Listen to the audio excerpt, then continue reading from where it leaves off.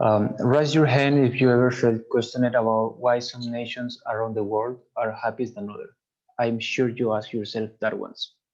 According to the World Happiness Report, Norway, Israel, and Switzerland are on the top 20 since 2012.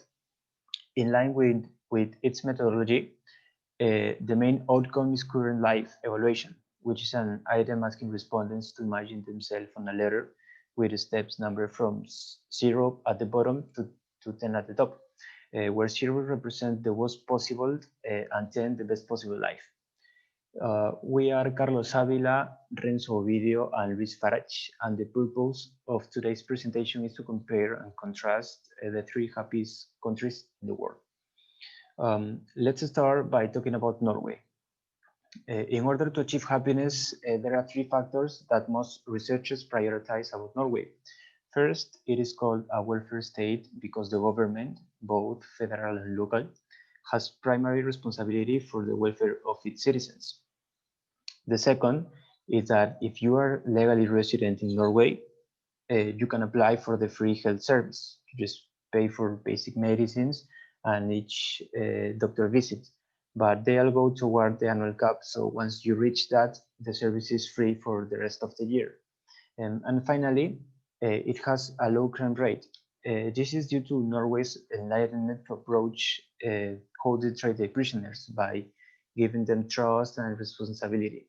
In summary, Norway has many factors like a great health system, social support, and low crime rate that make it a great place to live.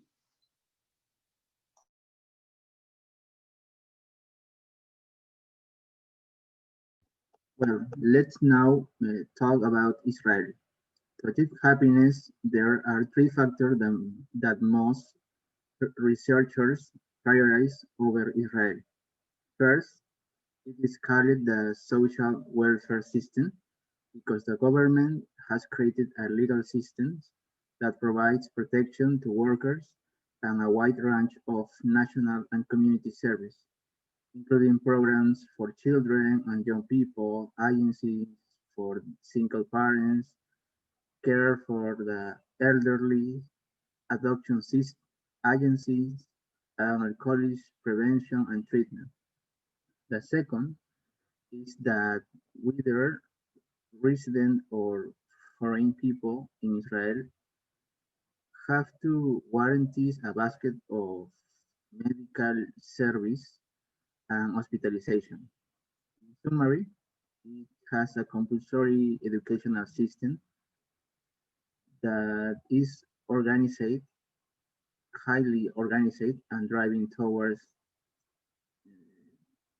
by research and development of new technologies for the best of health, social, and business service.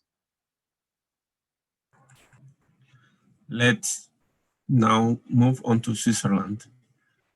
Let's start by talking about the healthcare system in Switzerland. Unlike other countries, Switzerland's public health system is not free, but all of its citizens have private health insurance is obligatory for all people who reside in this country. So they can make medical consultations, access to emergency service, and get free medicines. Let's now move on to families and friends. According to surveys, 89% of young people in Switzerland are happy with their life and spending time going to places like mountains with their friends is the best time of day for them, followed by chatting with them on the internet, 63%, listening to music, 54%, and eating with the family, 40%. All of this allows them to cope with the stress. Now we move on to our Venn diagram.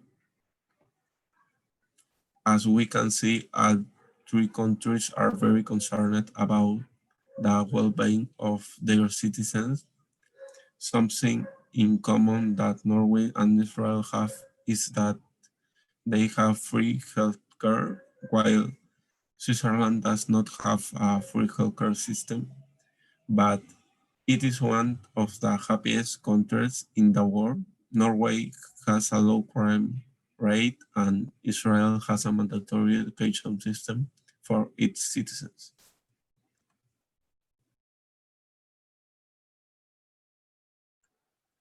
In summary, we choose these countries because at international level, in recent years, they have had a good results in various aspects, such as the economy, social support, security, and education.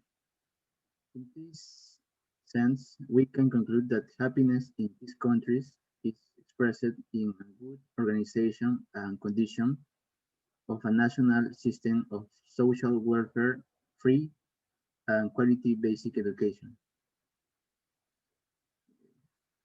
Finally, we motivate all the citizens to fight for the improvement of their national system of social welfare, education, and for a structuring of their legal system according to the reality of each culture and society. Thank you so much.